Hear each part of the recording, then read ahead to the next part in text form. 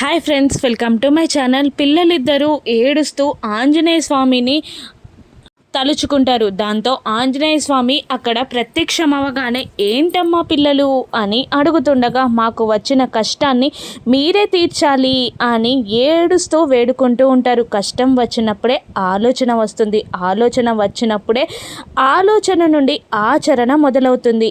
ఆ ఆలోచనని ఆచరణ వైపు మొదలు పెట్టేలా అడుగులు పడతాయి అని ఆంజనేయ స్వామి పిల్లలకి ధైర్యం చెప్తూ ఉంటారు. మరోవైపు లక్ష్మికి ఏదో ఆలోచన వస్తుంది. ఆ ఆలోచనని ఆచరణలో పెట్టడానికి జయదేవ్ నందన్ దగ్గరికి వెళ్ళి, మీరు నాకు ఒక సహాయం చేయాలి అని అడుగుతుండగా, ఏంటమ్మా అది అడుగు అని అంటుంటాడు జయదేవ్ నందన్. ఇక లక్ష్మి తన ప్లాన్ అంతా జయదేవ్ నందన్కి చెప్పగానే ఇక జయదేవ్ నందన్ షాక్ అవుతూ, వద్దమ్మా వద్దు, నువ్వు ఇంత పెద్ద పని చెయ్యాలని డిసిజన్ తీసుకున్నావా?